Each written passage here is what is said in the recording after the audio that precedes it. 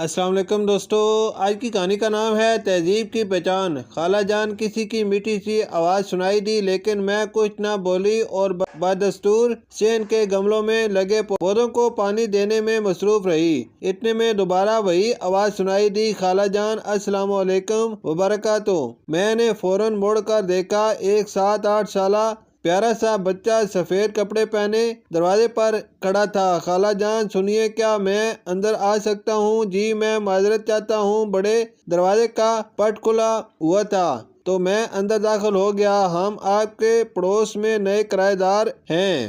گتھی رنگ کے دروازے والا گھر ہمارا ہے۔ امی جان نے کہا ہے کہ آپ کسی وقت ہمارے گھر تشریف لے آئیے۔ چھوٹے سے بچے کی سلیقہ مند گفتگو سن کر میں حیران ہو رہی تھی اور خیالوں میں کھو گئی کہ جیسے ہم براؤن گیٹ والا گھر کہتے ہیں، اردو میں گتھی رنگ کہنا کتنا اچھا لگا۔ مجھے کالج کے زمانے میں کہیں پڑھا ہوا شعر یاد آ گیا، میرے کانوں میں مصری گھولتا ہے۔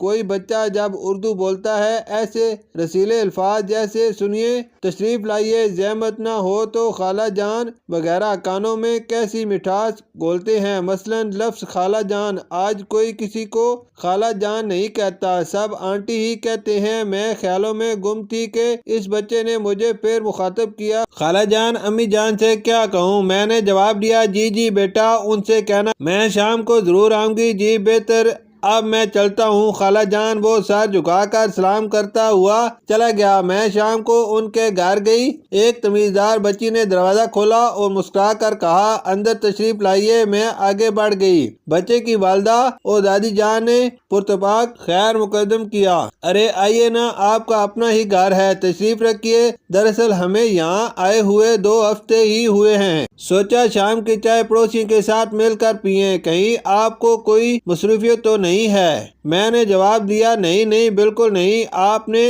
اتنی اپنائیت سے بلایا، بہت بہت شکریہ۔ چھوٹے بچے بھی اسی انداز سے گفتگو کر رہے تھے۔ آپ ہماری پینسل واپس کر دیجئے ورنہ ہم بابا جان سے آپ کی شکایت کر دیں گے۔ سلیقے سے ہواؤں میں جو خوشبو گھول سکتے ہیں، ابھی کچھ لوگ باقی ہیں جو اردو بول سکتے ہیں۔ میں واپس آنے لگی تو میں نے بڑی محبت و اپنائیت سے انہیں گھر آنے کی دعوت دی، جسے انہوں نے بڑی خوشی سے قبول کیا۔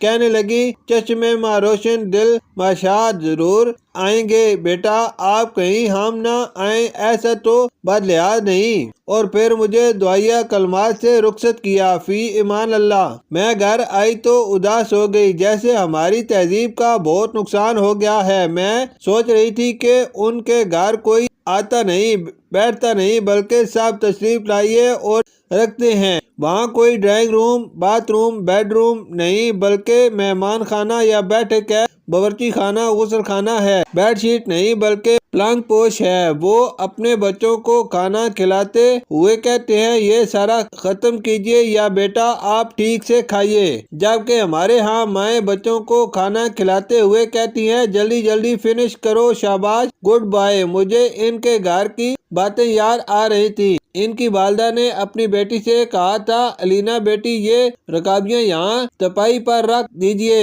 اور چائے کی پیالی بہن کو پکڑائیے، وہ کریے بات تو ہر لفظ سے خوشبو آئے، اس زبان کو وہیں بولے جسے اردو آئے۔ ایک اس دور کے لوگ پورے کے پورے انگریزوں کے غلام بن کر رہ گئے ہیں۔ مجھے ان انگریزی لفظوں سے وحشت ہونے لگی ہے جو ہم نے فیشن کے نام پر اپنی روزمرہ کی زندگی میں زبردستی شامل کر لیے ہیں۔ اردو کتنی خوبصورت، کتنی مہذب زبان ہے، ہم نے اسے کیوں چھوڑ دیا؟ اردو تو ہماری عالی شان تہذیب کی پہچان ہے۔ ہمارے عہد کے بچوں کو انگلش سے محبت ہے، ہمیں یہ ڈر ہے مستقبل میں اردو کون بولے گا؟